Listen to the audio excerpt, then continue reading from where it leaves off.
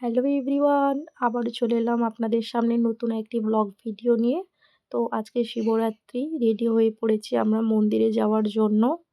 এই যে আমি রেডি হয়ে পড়েছি, আলতা পরে নিয়েছি কারণ আজকে আলতা পরতে হয়, তাই এই যে আমি আর মাম্মাম যাচ্ছি। মাম্মামের আজকে 3-4 দিন ধরে 102-3 জ্বর কমছে না, তাই কিছুতেই ওর চোখ টোক ফুলে গেছে। ওকে নিয়ে গেলাম মন্দিরে। মন্দিরে যাওয়ার মেন কারণ হচ্ছে ওর নামে পুজো দেবো, তাই এই যে মন্দিরে এসে, এটা হচ্ছে মন্দিরের পুকুর। আমাদের এখানে নিয়ম হচ্ছে মন্দিরে ঢোকার আগে পাটা ধুয়ে নিতে হয়। আমিও পাটা ধুয়ে নিচ্ছি। পুকুরটা অনেক বড় পুকুর, তাই তোমাদের সাথে শেয়ার করলাম। দেখো অনেক বড় পুকুরটা। মন্দিরে যাওয়ার পর তো চোখ একদম মাথায় উঠে গেছে, কারণ মন্দিরে এত ভিড় আমি আজ পর্যন্ত কোনো দিনও দেখিনি। এত ভিড় মন্দিরে। এই যে মন্দির থেকে কতটা দূর অবধি লাইন আছে, গিয়ে লাইনে দাঁড়িয়ে পড়লাম। এই যে মাখা কিনে নিয়েছি আমার মামামের জন্য, পুজো দেব। ওখানে হচ্ছে মন্দির, আমরা এত দূর অবধি লাইনে দাঁড়িয়ে আছি বন্ধুরা। অনেকক্ষণ লাইনে দাঁড়িয়ে আছি। আমারও 102 জ্বর, সেই জ্বর নিয়ে আমিও গেছি মন্দিরে।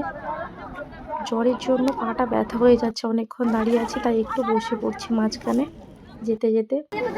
এই যে শুধু বসে পড়ছি। এই যে আমার একটা কাকিমা, আমরা দুজন মিলে বসে পড়ছি শুধু। এই যে ফাইনালি 2 ঘন্টা অপেক্ষা করার পর মন্দিরের সামনে পর্যন্ত আসতে পারলাম।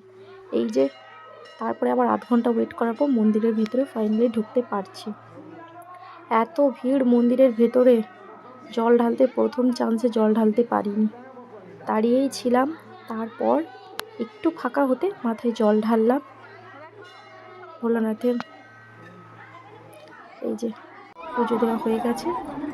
এই যে ইনি আমার মহেশ্বর, এনাকে আগে খাওয়াতে হবে, তারপর নিজে খেতে পারবো। নিটা খেতে গিয়ে সব ফেলেই দিল। যাই হোক, খাওয়ার পর এখানে চলে এলাম কলা আনতে।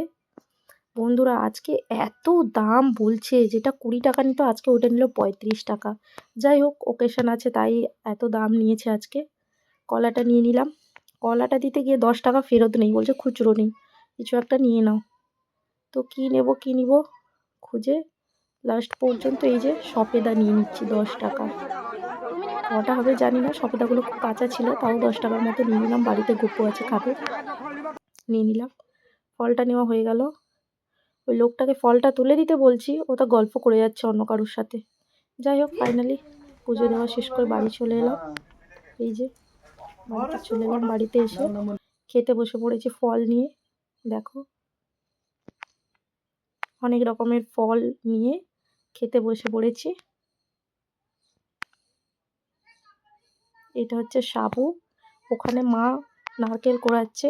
নারকেল কোলা, কলা, সাবু এইসব দিলে একসাথে খেতে খুব ভালো লাগে, তাই মা নারকেল কোড়াচ্ছে। আমি তো এসে কথাই বলতে পারছি না বন্ধুরা, এত শরীর খারাপ করছিল। এসেই আমি বসে পড়েছি, তাই মাই সব এগুলো করছে একা একাই। এই যে মাখানো হয়ে গেছে। এখন আমি আর মা বসে খাচ্ছি। মা উপোস করেছে, আমি মন্দিরে গেছি বলে বাচ্চাকে রেখেছিল, তাই মা যেতে পারেনি।